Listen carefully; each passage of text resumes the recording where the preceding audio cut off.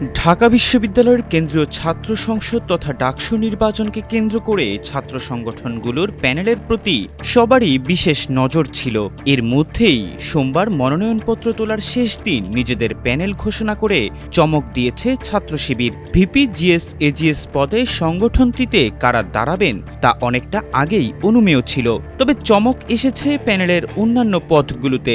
এবার শিবিরের প্যানেলে রয়েছেন ক্ষুদ্র নৃগোষ্ঠী সহ জুলাই গণ অভ্যুত্থানে আহত শিক্ষার্থী। এছাড়াও দলটির প্যানেলে শিবির ছাড়াও অন্যান্য দলের প্রার্থীরাও রয়েছেন।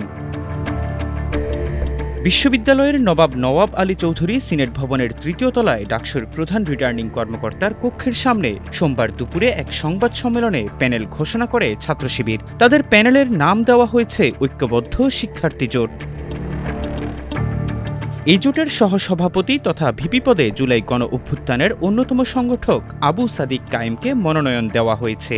সাধারণ সম্পাদক তথা জিএস পদে মনোনয়ন দেওয়া হয়েছে শিবিরের ঢাবি সভাপতি এস এম ফরহাদকে।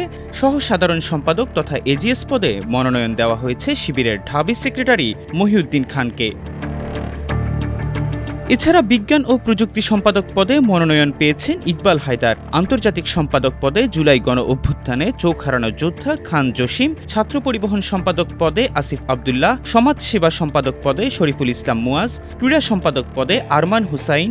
মুক্তিযুদ্ধ ও গণতান্ত্রিক আন্দোলন সম্পাদক পদে ইনকিলাব মঞ্চের ফাতেমা তাসনিম জুমা মনোনয়ন পেয়েছেন। ঐক্যবদ্ধ শিক্ষার্থী জোটের কমন রুম, রিডিং রুম ও ক্যাফেটেরিয়া সম্পাদক পদে মনোনয়ন পেয়েছেন উম্মে সালমা। সাহিত্য ও সাংস্কৃতিক সম্পাদক পদে শিবিরের ঢাকা বিশ্ববিদ্যালয় শাখার অর্থ সম্পাদক নুরুল ইসলাম সাব্বির। স্বাস্থ্য ও পরিবেশ সম্পাদক পদে এম আল মিনহাজ। মানবাধিকার ও আইন সম্পাদক পদে সাখাওয়াত জাকারিয়া। গবেষণা ও প্রকাশনা সম্পাদক পদে সাজ্জাদ হোসাইন খান। কেরিয়ার উন্নয়ন সম্পাদক পদে মাজহারুল ইসলামকে মনোনয়ন দেওয়া হয়েছে।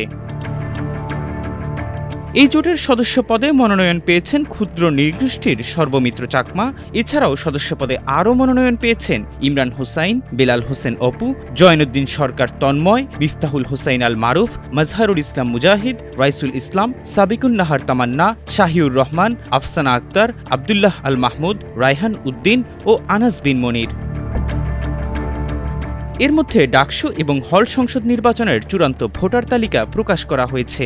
এর মধ্যে মোট ভোটার সংখ্যা ৩৯,৭৭৫ জন। এসব ভোটারদের মধ্যে ছাত্র ভোটারের সংখ্যা ২০,৮৭১ জন এবং ছাত্রী ভোটার সংখ্যা ১৮,৯০২ জন।